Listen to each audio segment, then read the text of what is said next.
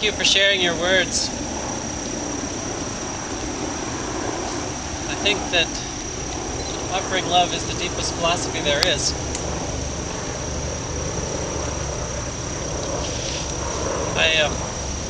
Someone forwarded me something from the internet, and a kid was quoted as saying, "I know what love is. It's when someone says your name and it feels safe in their mouth."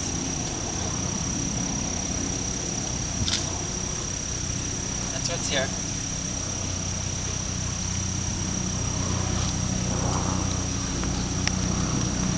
Well, you know, before the wedding happens, you rush around and you go get the flowers and you set up everything, and there's this that all lifts away when we get to this moment. So, I was in the car with Mindy and she said, "Well, the train has already left the station. There's no stopping now." Well, you might not know it, but Ligeia knows it. I was a conductor in a former life. So I'm going to say a little something about trains and the love train. Remember that song? The love train. I won't make you dance. Well, that train left the station back in Germany. The trains have stopped along the way, and now it's our turn to get on that same train. And the thing about a train is there's lots of seats on board.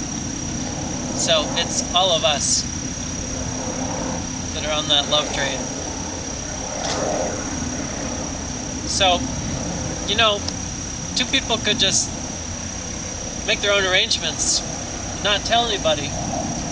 We might find out here and there, but that's not what a marriage is. This is something that indeed all of us have gotten on the train for. And we've all got their back. And I remember hearing about Mindy myself, and I also have seen a difference in Ligeia since that time. Well, you know, so we were driving around this morning, and she says the train's already left the station, and maybe that was the wrong thing to say, because a little while later we got to a railroad crossing, and lo and behold, the lights started going on, and the train came along. And isn't that sometimes the way? You're trying to go somewhere, trying to get something done, and the love train comes along, and the lights start flashing, and you weren't expecting it, you have to stop what you're doing. Because love comes in moments that we weren't expecting, and it takes over.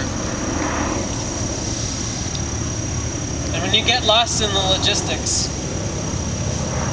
whatever it is that has to be done, the house, whatever, let yourself get stopped at the railroad crossing and let the lights start flashing. Take moments there.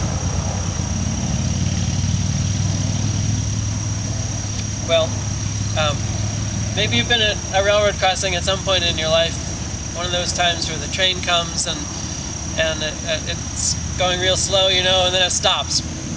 And you're sitting there thinking, oh man. Then it backs up something. Then it goes forwards. Right? You've had that experience. And you're sitting there with nothing to do, and you get a chance to watch the couplers. You know, trains couple together, like a good relationship, right? So, they're coupled now. So, next time you're at a railroad crossing, if you haven't watched this, take a look. So when the train stopped, and it starts up, you have all these couplers. And there's a little slack in between the couplers. It's not just two people screwed together, all these railroad cars. There's a little give and take. And so, that engine, it starts moving, right? You know, the energy, the force starts the love train going, and then the first car goes, and then the second car, and if you're there, alongside, you hear this bang, bang, bang, bang, bang, bang, bang. Now, it might be different in Europe. You guys have a different coupling system. So, I don't know. But in America, this is how it works.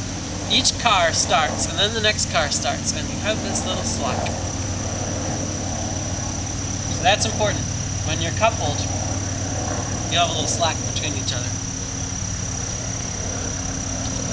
First one person leads and then the next person goes. So sometimes there are moments where you got to do the dishes or something. Yeah? Someone's got to do the dishes. Or something. That's when you need a little slack. Let the other person be themselves. So, you're on this train. Sometimes the train gets late. That happens. But you get where you're going.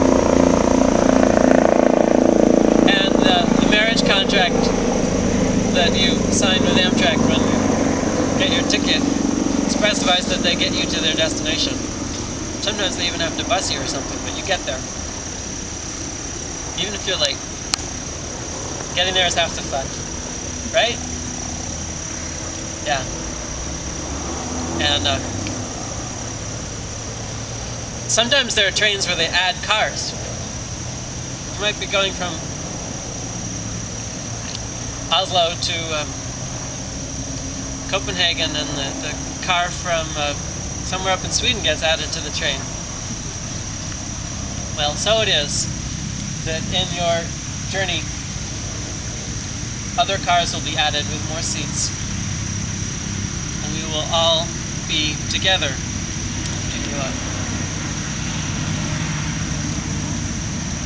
Well,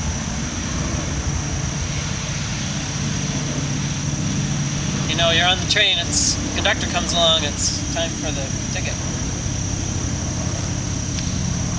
So, it's not an accident that we are arranged in a ring. The ring has no end. The ring is infinite, like love. Like a wheel rolling along. It's also something tangible, you know, that is always there to remind you. Like a coupler. It has a little slack. The ring does. So,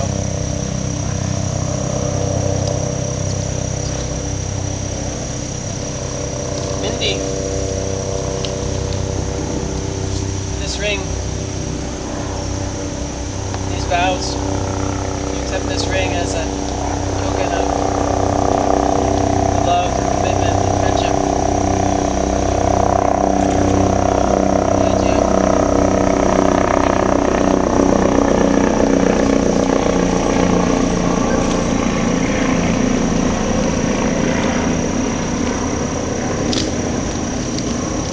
Ligeia, do you accept this ring from Mindy as a token of the love and commitment and vows?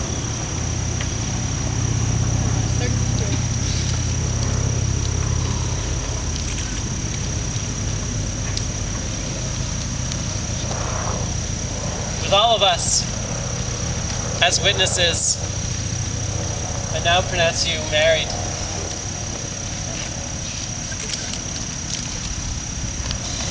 You may now kiss the bride.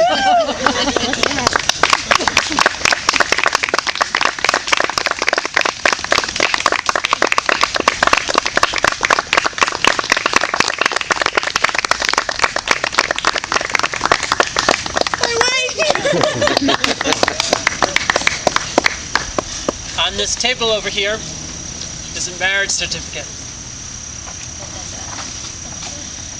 And the first signatures on the marriage certificate will be from Mindy and Ligeia. And then, just like you sign your ticket, we'll all have a chance to add our signatures. They'll have this marriage certificate to keep on display to remind them that we were all here and that we all continue to be here. And we got their back.